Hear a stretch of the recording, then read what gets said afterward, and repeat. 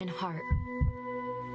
Central to our physical body, our survival, revered by poets throughout history as the emotional center of our being. The place we instinctively touch when asked to point to ourselves. And now, what we have known intuitively is being understood scientifically.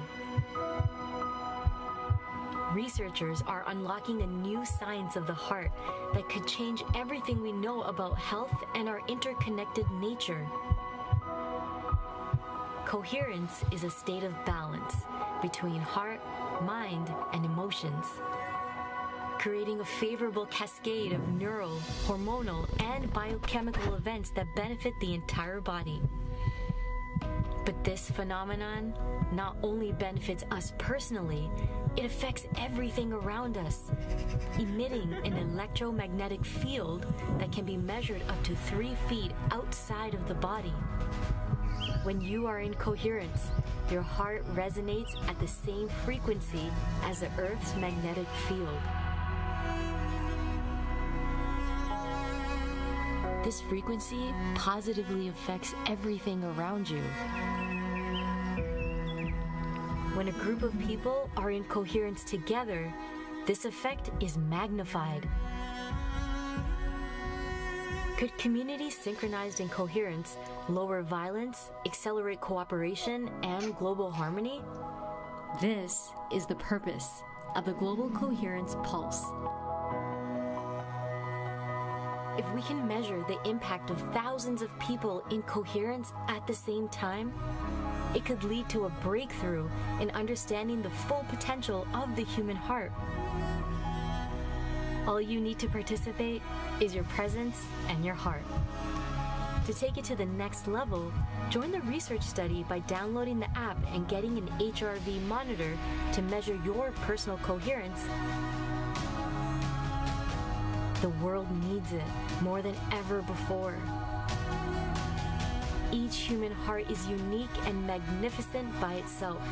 But imagine what could be possible when we unify.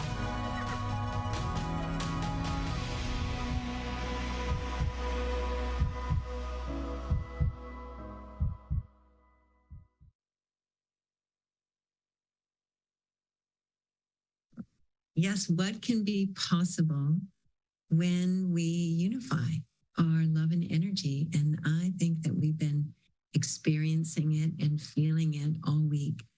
It's day 6, and the frequency today is abundance. I've been feeling this abundant kind of burst of energy all day today, and I've been so excited to come on the Pulse. I asked them to make sure that we could see your pictures, and I'm so glad so many of you have your cameras on, and I'm scrolling around, and it really is something to see your beautiful faces and to know that we're coming together and we're dedicating this time to add our love and energy into this shared field, that we're lifting up new earth rising through us. And every time we come together like this in coherence with an intention, it makes a difference, and it has an impact on the field that's exponentially greater than the sum of our parts. And I don't know about you, but all day during World Unity Week, the second that we start to just relax and tune in together, and let's do that right now as a way to open today, feeling the bottom of our feet, just letting go of everything that came before this moment and just focusing our attention in the center of our own sweet heart.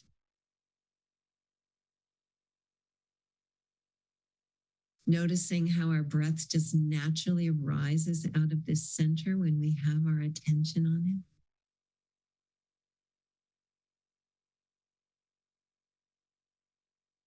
And how easily that heart-centered breathing brings us into a greater space of presence and peace.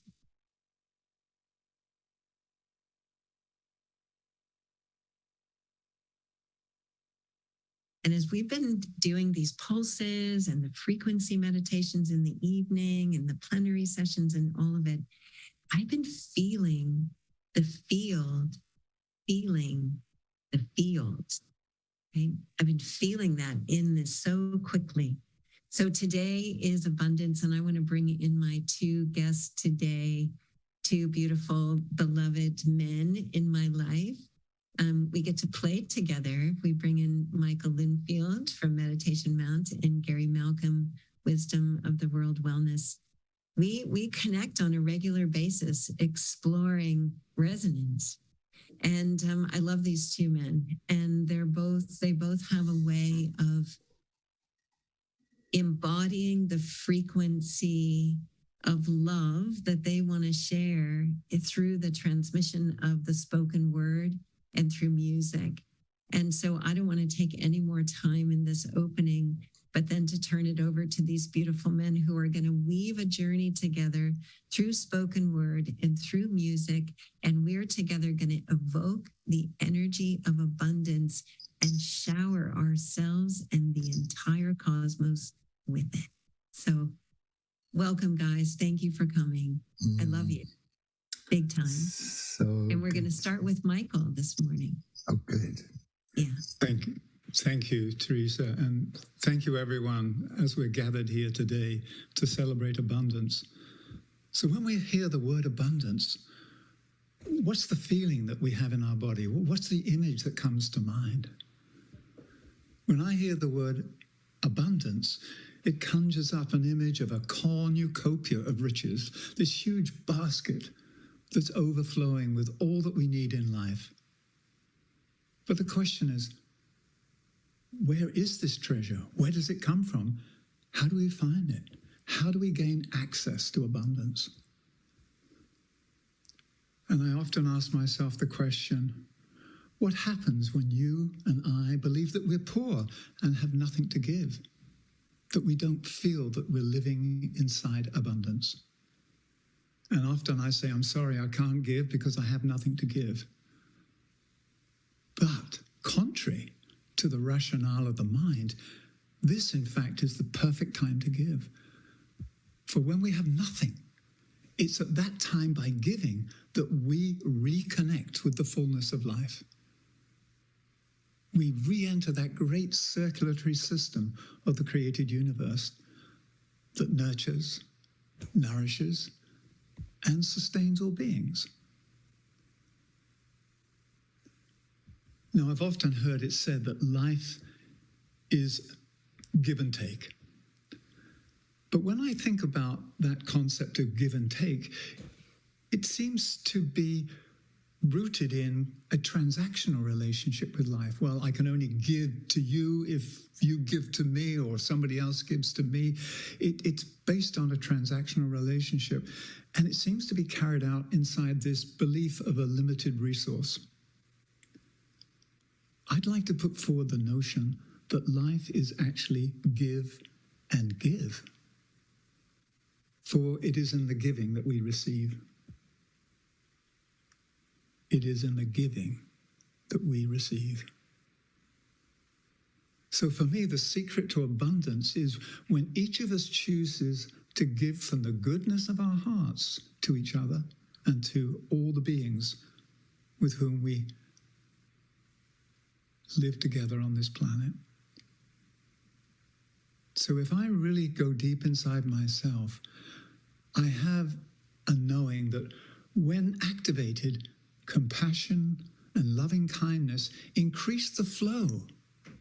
Whereas anytime I'm self-centered, I'm mean, anytime fear comes into me, I'm constricted, I'm constrained, and the life-giving flow does not flow.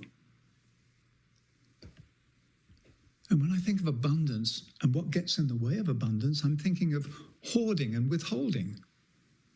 So when I hoard, when I withhold, it cuts off the natural circulation throughout the entire sentient system of this one life in which we all live and move and have our being. I think all of us are painfully aware that we are not at the moment living in a world of abundance. Large numbers of our global sisters and brothers are going hungry. They lack shelter. They're suffering from violence, whether it's domestic abuse, whether it's war. we do not have an abundant life that meets the needs of all beings. So I asked myself, what would make a real difference in the world? What would help turn things around? And this is the answer that came to me when I pondered this question a couple of months ago. And I wrote it down. I firmly believe there is a tipping point that occurs when the locus of living shifts from investing energy solely in the survival of the separated self, and I make the needed reinvestment of life energy in serving and supporting the common good. I deeply believe that without this shift from egocentric to ecocentric living, we will continue to function as self-centered units competing with each other for resources and fail to realize that our Earth is an interdependent and sentient system of lives, a multidimensional and benevolent ecosystem of which we each are vital and integral aspects. So that was the answer that came to me about how do I need to show up in order for the shift to take place. I believe that without this major shift from being egocentric to becoming ecocentric, this is the movement from a self-centered existence to one where we are naturally compelled to serve the good of the whole. We will continue to be ruled by a consciousness of scarcity and separation. And I think back in my life when I didn't have what I needed and I didn't know how to get it, I was always on the take. And I didn't realize it's in the giving that we receive. So whenever I'm afraid of not getting what I want, I find myself inside this limited field of scarcity. But what if the real truth of how to access abundance is that when each of us gives to the good of the whole system, and naturally, the whole system gives back to all its constituent parts. That's what a living system does. It nourishes all of its constituent parts, and it nourishes that greater system of which itself is a living part. For me, this is a really powerful concept, not just a working model, but it's how we can build a new society that guarantees the right circulation of chi, the right circulation and distribution of resources, the right circulation of loving kindness in order to create the perfect conditions for abundance to manifest on earth.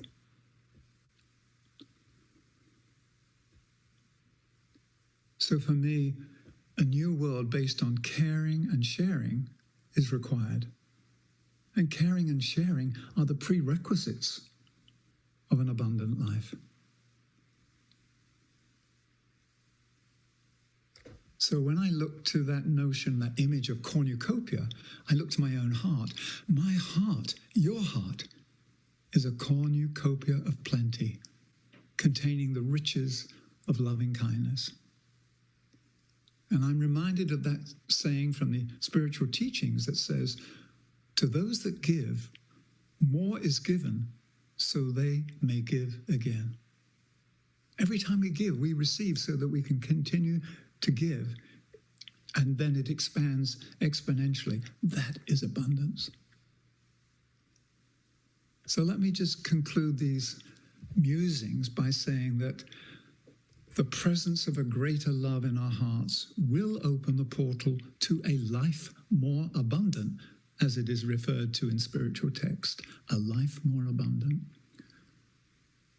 So if I were to distill this, I could say abundance is the fruit of joyful giving that grows and flows from this place of deep love as a blessing to all life. It is how I choose to show up in this world.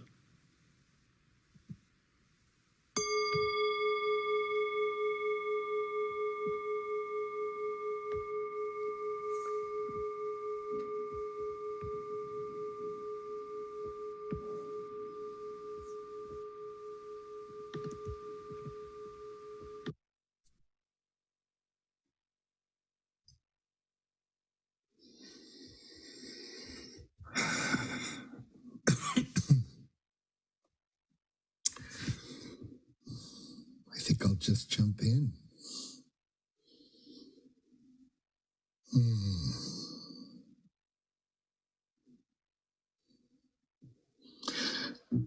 When I was thinking about abundance, thank you, Michael. That was so beautiful.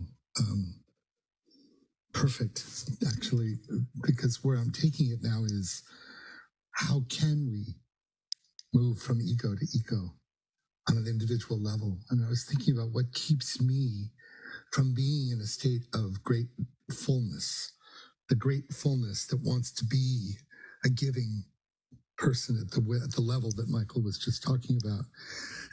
And I don't know about you, but for me, what stops me from allowing my heart to be in its natural state of what Brother David says is that great fullness that becomes gratefulness. You know, there's first gratefulness and it overflows into gratefulness. What often keeps me there from being there, from moving from the me-go to the we-go, as my friend Marcus Thorndike would say, is my relationship to time. I think that time is that fictionalized reality in our lives that we fall into believing in the reality of time, as if it's like money. You know, it's like we treat it as a solid thing that victimizes us. I never have enough, right? Never enough time. But when I started to think about abundance, it's why I wore my Hawaiian shirt today. I wanted to wear my Hawaiian shirt because why do I always feel so abundant in Hawaii? I know why, because my relationship to time changes when I'm in Hawaii. I'm in paradise, the breeze, the ocean, Mother Pele. And so I thought that's one of the reasons why I feel so abundant, whether I have a lot of money at the time or not. So what I wanted to share with you is like to tilt us, to shift us into imagining another relationship with time. And when I first created this with Sarah McCrum, I'm going to share another transformance. For those of you who don't know what they are these extraordinary opportunities to dive into timelessness. And Sarah McCrum, the thought leader, the author, sarahmccrum.com, we go in the studio and she goes into the ISO booth. I go on the piano. I don't know what she's about to do. And I let a radical dropping into the unknown, the edge of the unknown, the present moment. And I instantly respond on the piano to what she's saying. And this one, when she did it, I was like, whoa, this is like a mind bender, you know? I couldn't receive the value of what I'm about to share with you until I was willing to shift my relationship to time and accept the possibility that time was an important kingpin or trim tab to opening to that great fullness that becomes my experience of wanting to give in the way that Michael just talked about. So in the spirit of allowing immersive music and spoken word and the transmission of the field as it comes through the both of us in present time, let's allow us again to be in that listening fire energy where we're not being performed to, we're actually being invited to surround an imaginal fire the way we are when we're in nature around a fire and nothing needs to be done except radical listening and bonding with the field. And I'm going to play this short track that maybe will create a little lubrication to this relationship to time that becomes less solid, if you will. Okay, you can put the image up and I'm about to play Bending Time, a transformance by me and Sarah.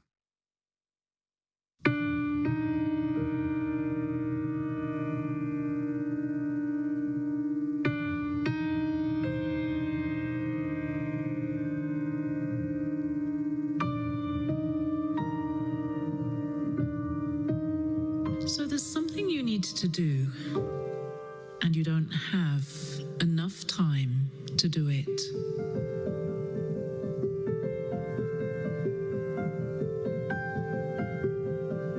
The clock is ticking. The hours seconds are counting, and they're always counting down against the deadline.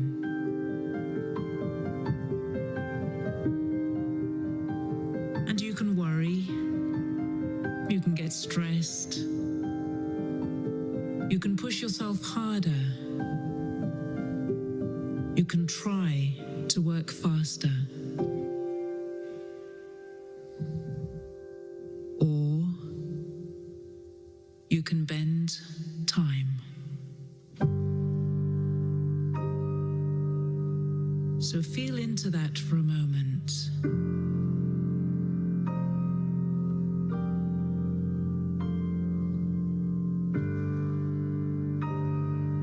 What does it mean to bend time?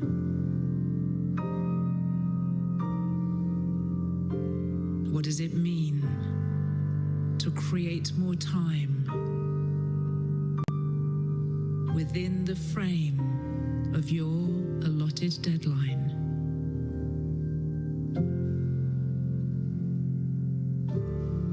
Can you feel how you see time as a straight line?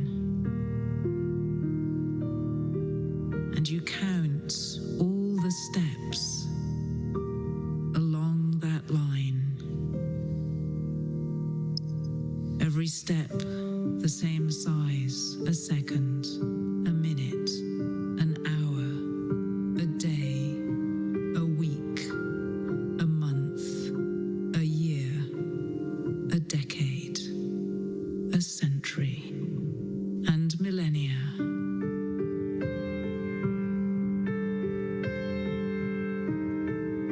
But supposing time is like a bubble, it's not a straight line at all. And the deadline still has the same measurement. But the path between here and there is not a straight line at all. You can move freely within this bubble of expanded time, stretching. And so a second becomes a minute becomes a day becomes a week, and a week becomes a month. You can play with time just by knowing that it's possible.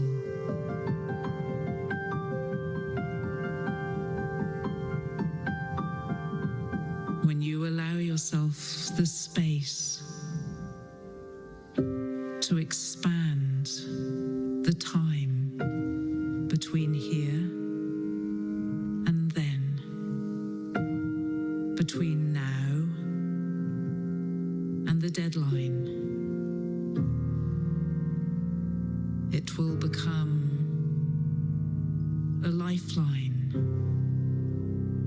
alive with the richness of possibilities and pathways, different ways of doing things, different speeds, different layers.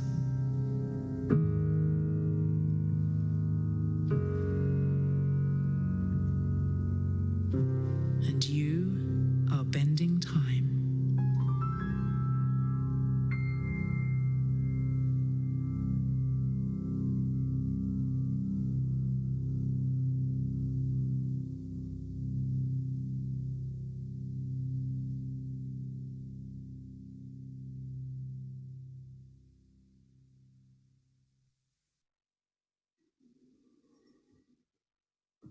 I just had a realization that I've never had before after hearing that.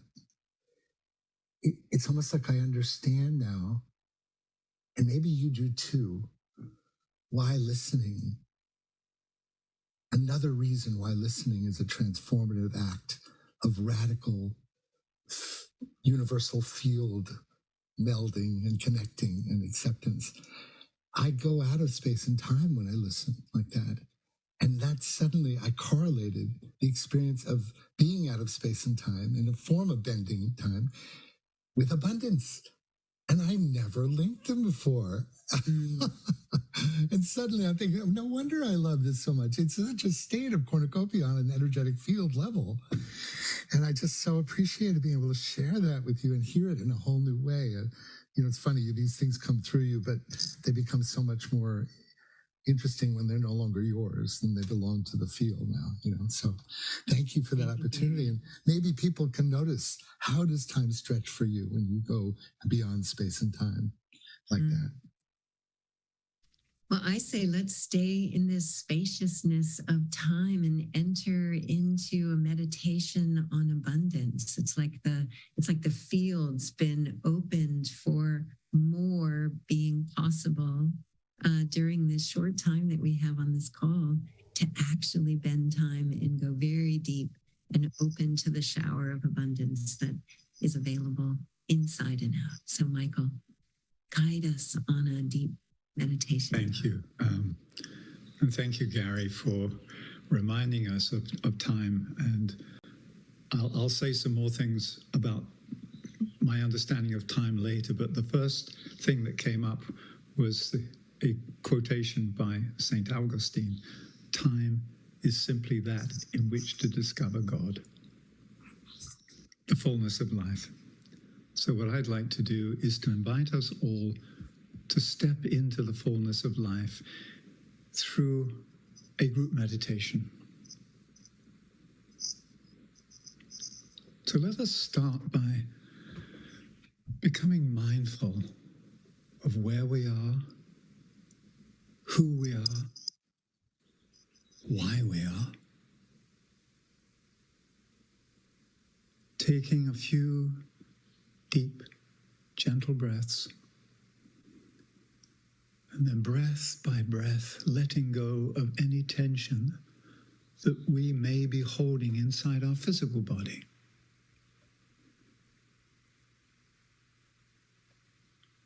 Just letting go, relaxing.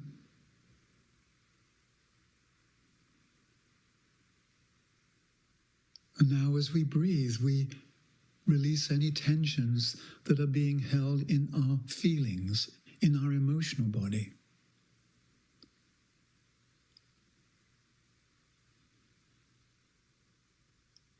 We may be feeling that the waters of our emotions are troubled. There are waves. So through the breath, allow the waves to subside and the surface of the water to become still.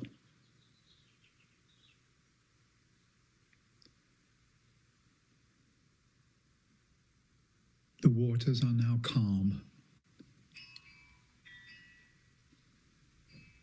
And then as we continue these deep, gentle breaths, we release any extraneous thoughts that may be swirling in our mind. These thoughts are like clouds in the sky, so we allow the winds to blow them away and to reveal a cloudless sky where the sun of our own soul shines brightly.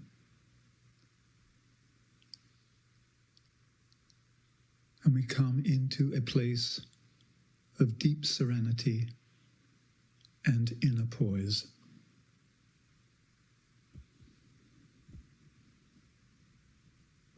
And with the next breath, we enter and stand inside the heart, at whose center burns the eternal fire of love. See it, sense it, the fire of love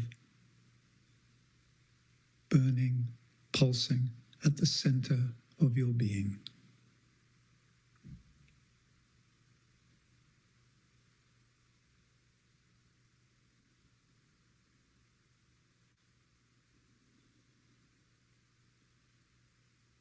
And sense this fire of love warming and nourishing your whole being, every part of you.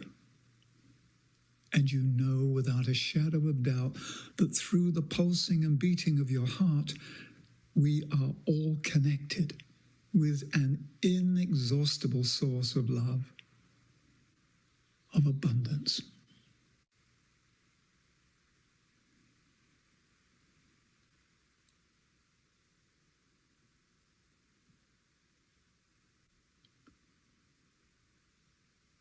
And we realize that our heart is a fractal of the one heart. And so the more we love and give, the more love pours into us, through us.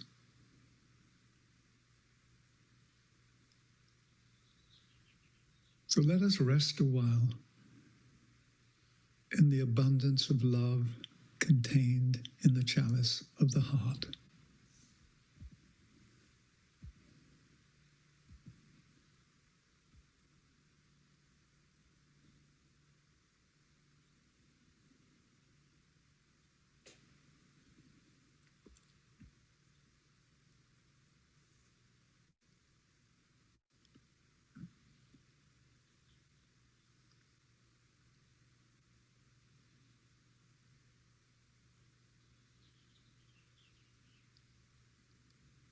Life is pulsing through us.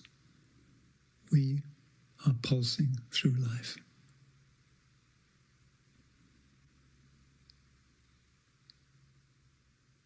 So I invite us to enter the living silence of the loving heart together for a few minutes and allow the frequency of the following seed thought to resonate and register inside the shared coherent field that is our interconnected group aura. And I'll sound the Tibetan bowl to take us into the silence and then to bring us out. So first, the seed thought that we take into the silence. Caring and sharing from a heart-lighted place of unconditional love is the key to unlocking the portal and entering into a world of abundance for all life on earth. Caring and sharing from a heart-lighted place of unconditional love is the key to unlocking the portal and entering in to a world of abundance for all life on earth.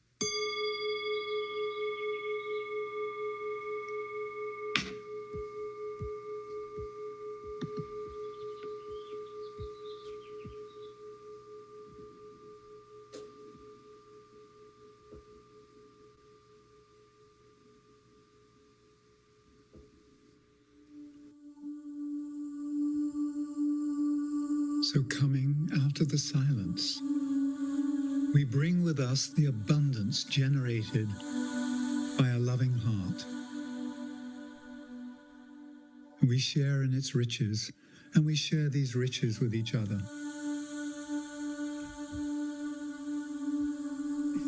Start first by sending this abundance of love to all those parts of your own ecosystem of self that have not yet received the kindness, the recognition, and the caring they truly need to flourish.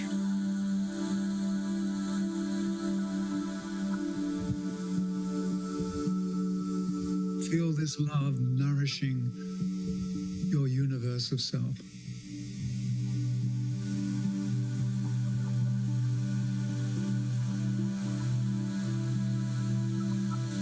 And then give unconditionally of this abundant love to all those beings in your community of family and friends, your fellow humans, the animals, the plants, the invisible allies, all that coexist inside our field of being.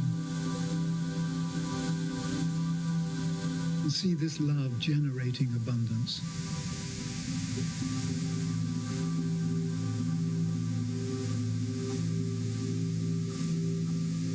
Breathing gently, we extend and expand our sphere of loving and our capacity for giving to encompass the whole of our humankind, all our sisters and brothers in all parts of the world.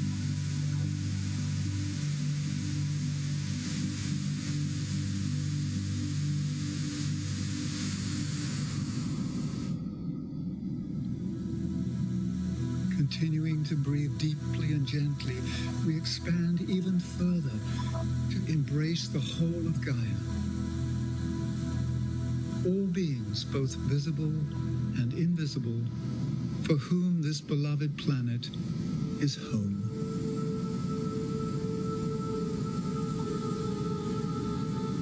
And we stand together, renewed and re-empowered inside this life more abundant. And let us choose to act as a loving source of constant and unconditional blessing to all beings through everything that we think, say, and do in each moment.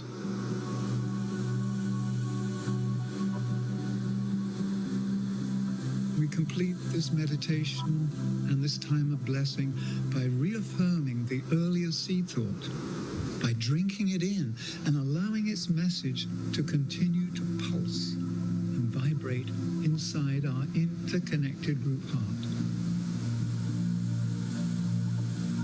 Let us declare that caring and sharing from a heart-lighted place of unconditional love is the key to unlocking the portal and entering into a world of abundance for all life on Earth.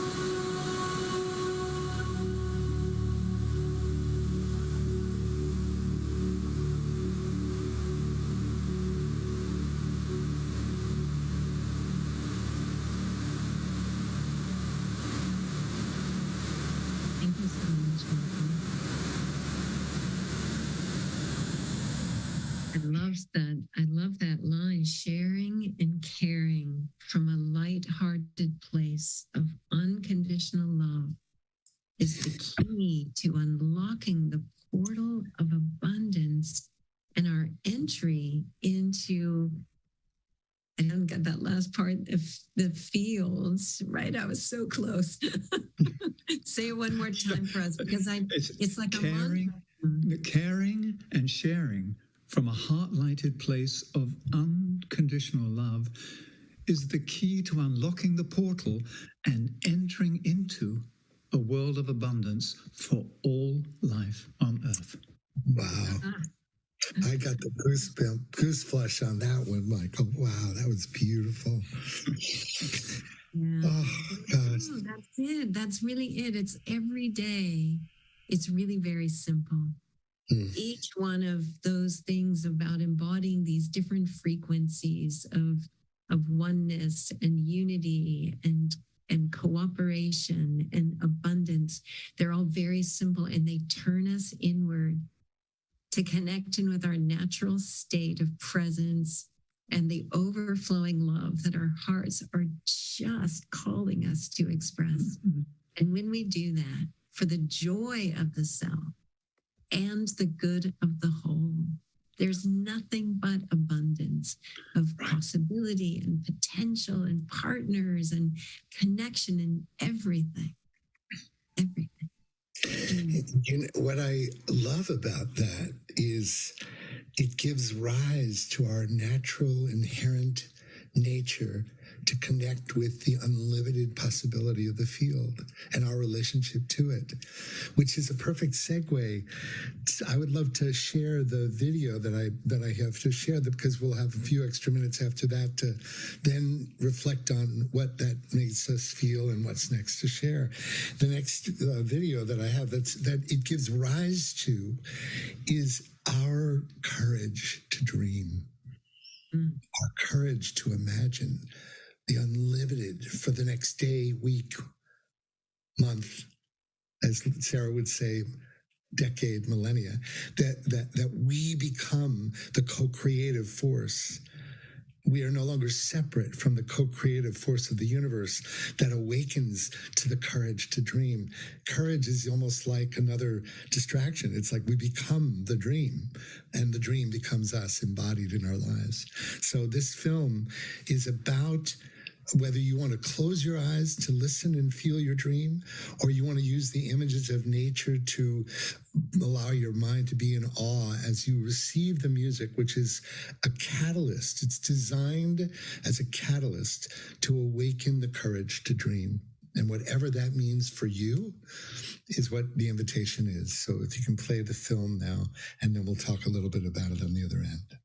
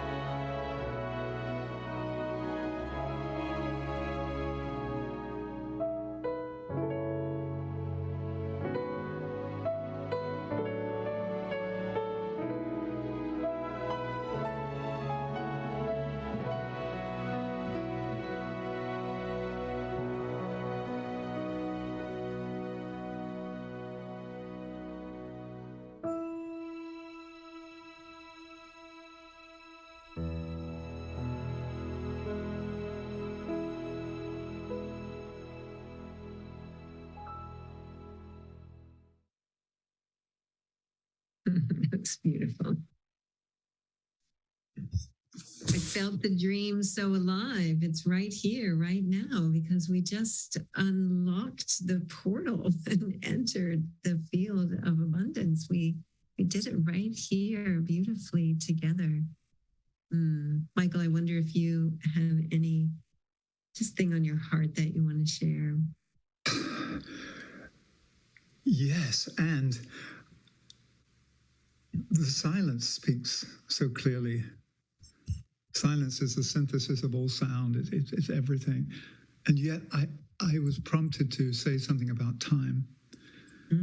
As Gary said, like the time that we know of as a straight time, I call tick-tock time. Tick-tock, tick-tock. And time ticks away as though we're losing something. If we move from tick-tock time or chronos time to kairos time, time inside of kairos is timeless because it is not constrained. Kairos time is the cyclical nature of life. It's a certain quality that is the spaciousness in which something comes to completion, in which a seed germinates, quickens, grows, flowers, and returns to the earth. You don't measure it in time. It itself is a cycle. So it's not bound by time. It uses time as a field of nourishment. And that for me is really what it's about. If we use time, if we live in time, we have to be in time, which doesn't mean rushing. Being in time is being present because there is only the now. So that's what's on my heart. I can hear you speak all day, Michael. It's such a joy to be in your presence. And this is so special, Teresa. Thank you for the opportunity to be ourselves together. And I wanted to bring attention to what you shared as your dream.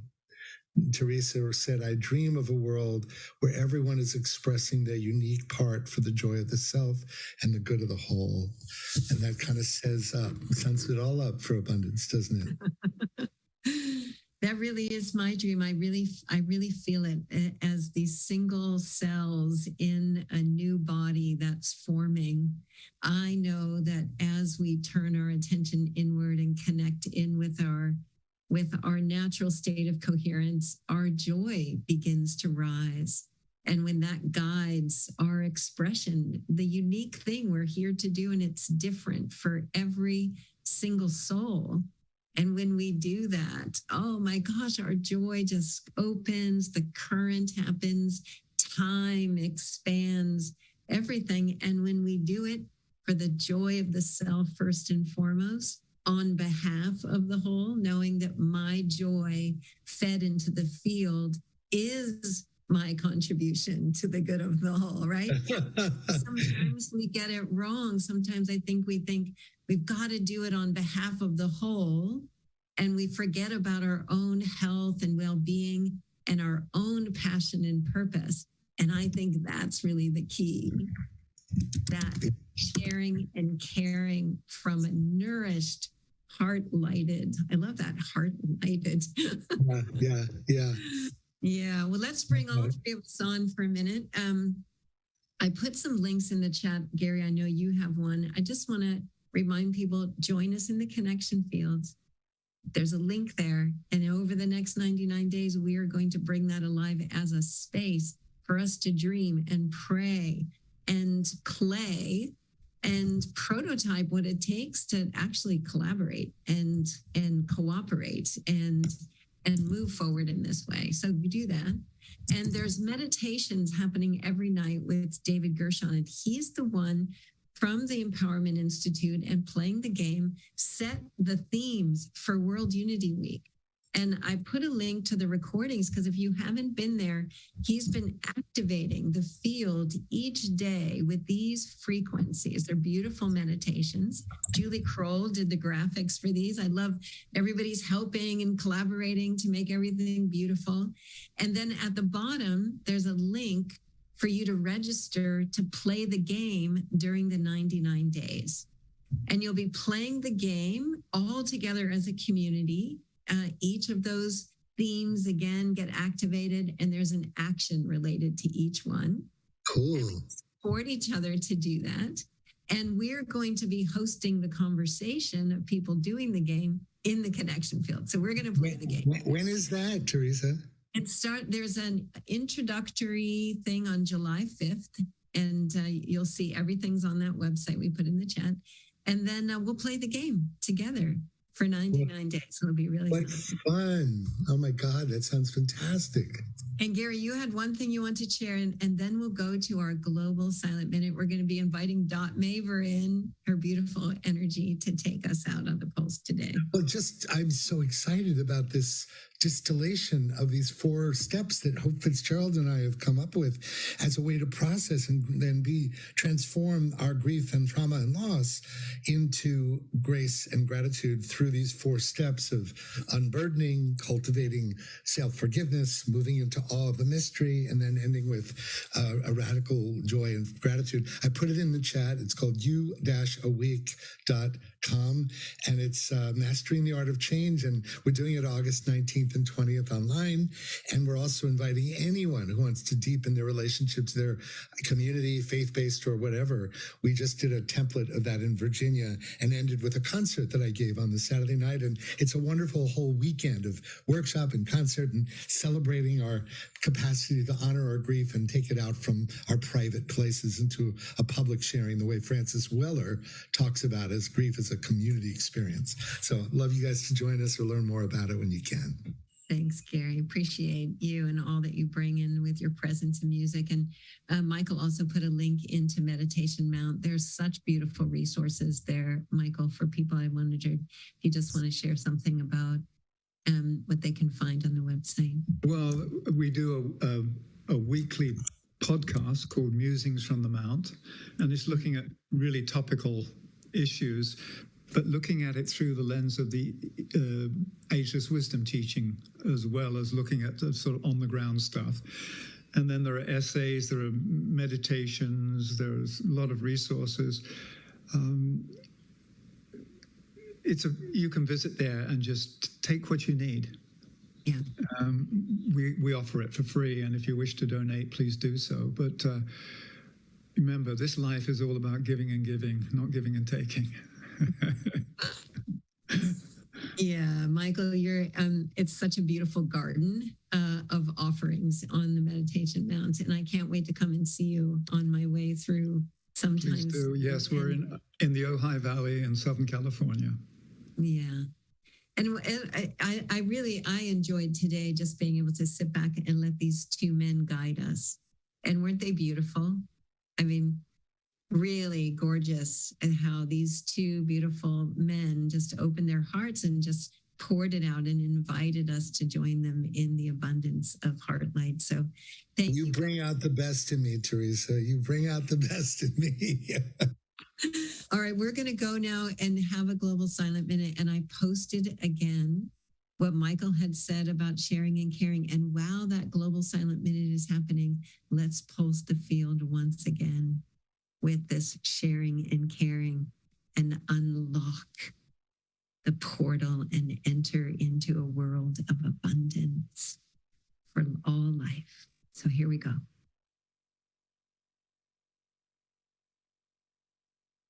It is a joy to offer this daily global silent minute in our community field of heart coherence, where we are in resonance with life itself as we presence in the joy and recognition of the one heart. As our hearts unite across distance, both sides of the veil, as we listen deeply to what is emerging and demanding new expression through us for the good of the whole, we give ourselves to this new era of loving right relationship, creating an active healing field that radiates outwards and pulses the planet and beyond with the potency of our collective love and care from the one heart for all of life.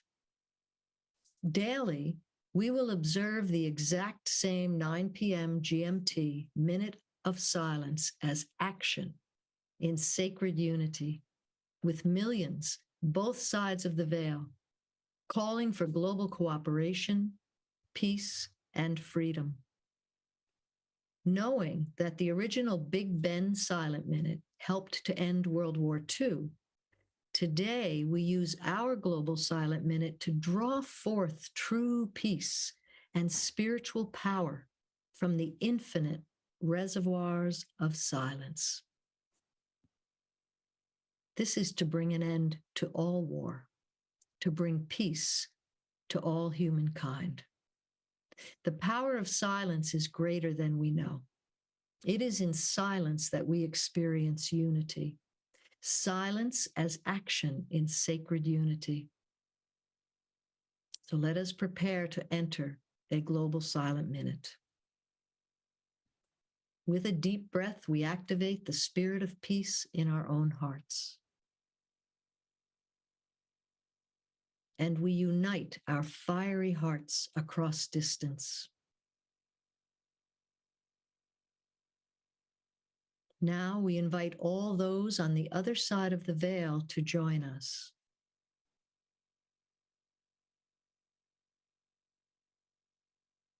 The next thing you will hear is a Tibetan singing bowl as we radiate and pulse our heart love through silence as action in sacred unity.